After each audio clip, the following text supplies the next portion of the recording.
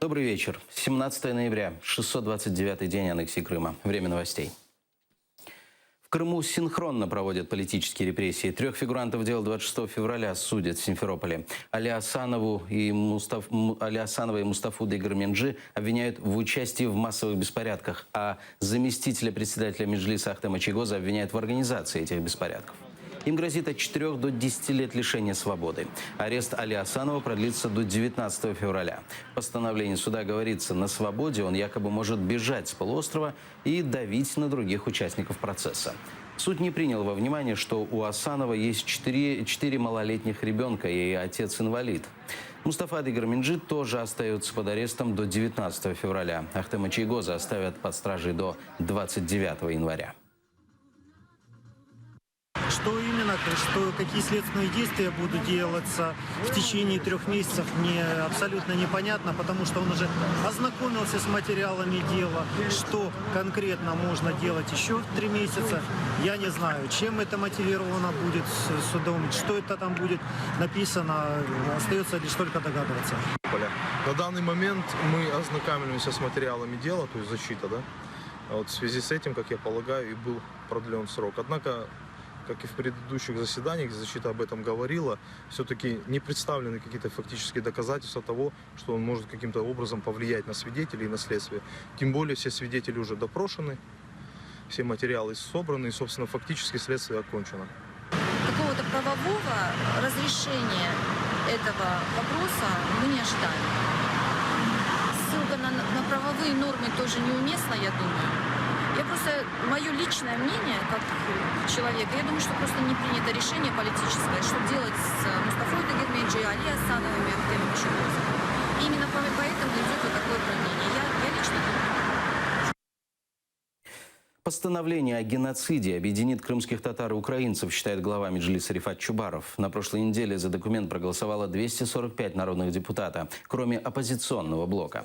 Признание депортации крымско-татарского народа геноцидом – это восстановление исторической справедливости. Об этом на пресс-конференции заявил народный депутат Николай Княжицкий. Ведь во время депортации была истреблена почти половина населения. А оккупация России Крыма – это геноцид.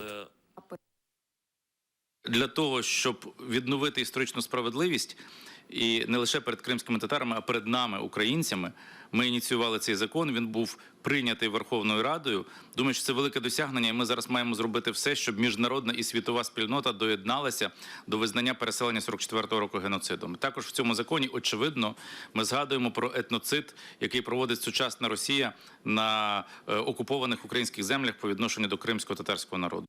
Ми в якійсь мірі віддячили пам'ять про сотень тисяч кримськотатар, якщо взяти за всі ці роки, які не дожили до цього. Ми дійсно на справі об'єднуємося в такому ментальному розумінні своєї історії минулого і тут же визначаємо своє майбутнє європейській сім'ї народів.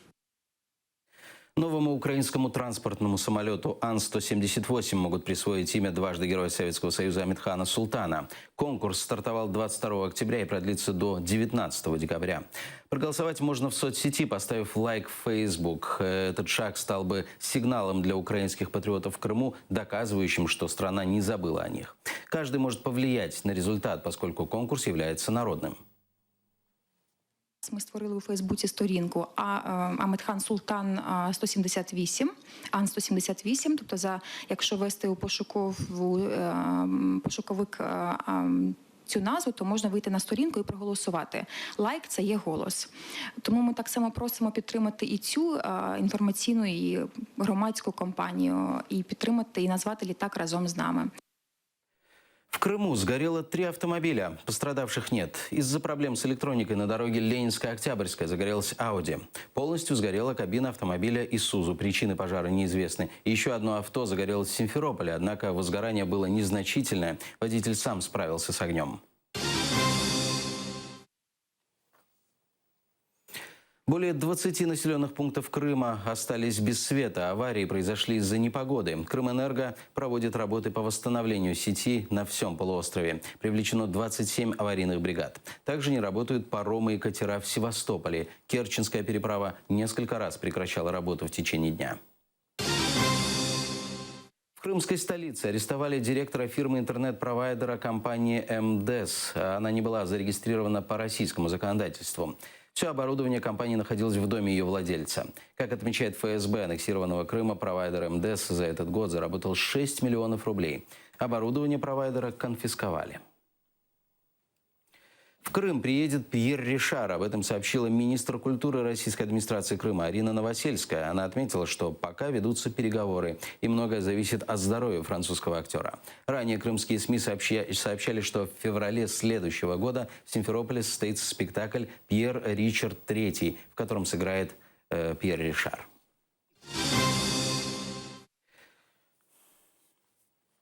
Сегодня 62-й день гражданской блокады Крыма. Вечером активисты на пропускном пункте Чонгар вывесили огромный крымско-татарский флаг размером 2 на 3,5 метров. Повесили его на сотовой вышке рядом с украинским флагом. По словам активистов, впереди холода и сильные ветра. Флаги должны быть качественными и ветроустойчивыми.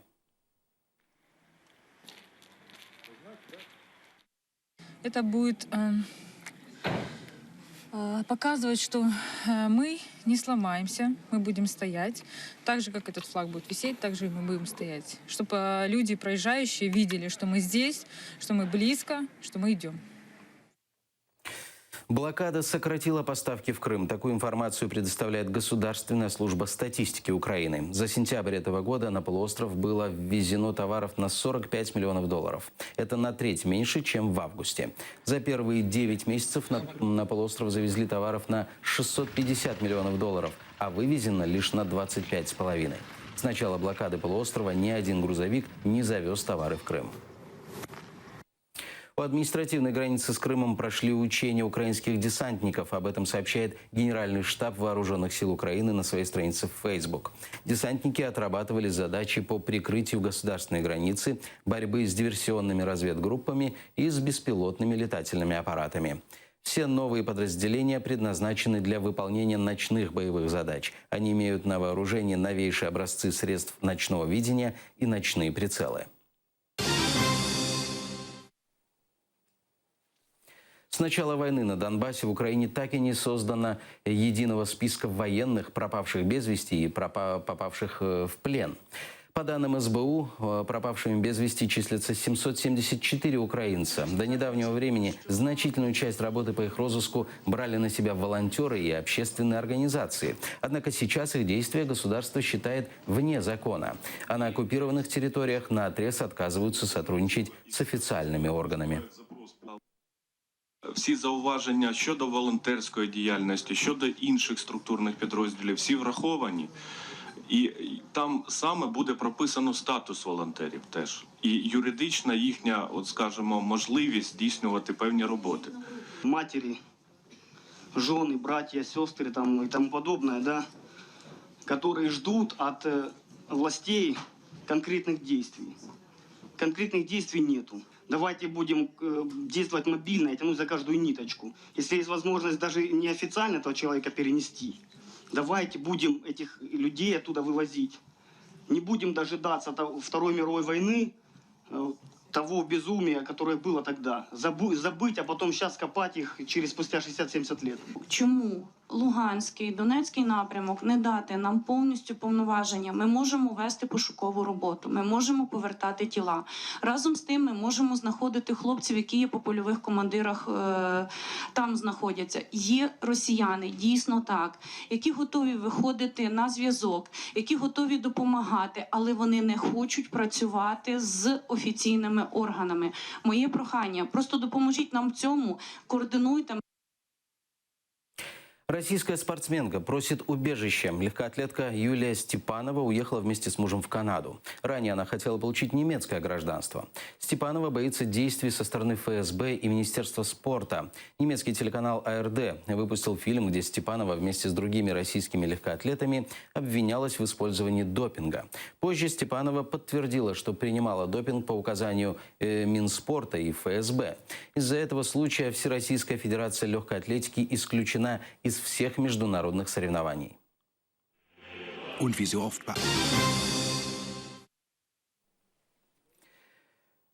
Джемиль Кариков стал заслуженным деятелем искусств Украины. Такой указ подписал президент Петр Порошенко. Джемиль Кариков – мастер народной музыки. Работал музыкальным руководителем ансамбля «Хайтарма», главным дирижером Крымско-татарского театра. Стал автором аранжировки национального крымско-татарского гимна.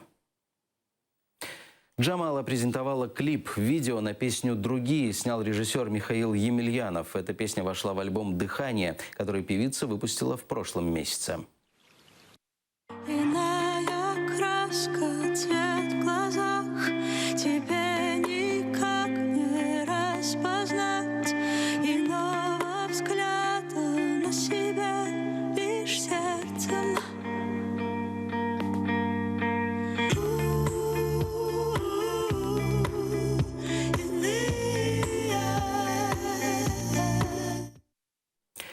На этом пока все. Хорошего вечера. Оставайтесь с нами.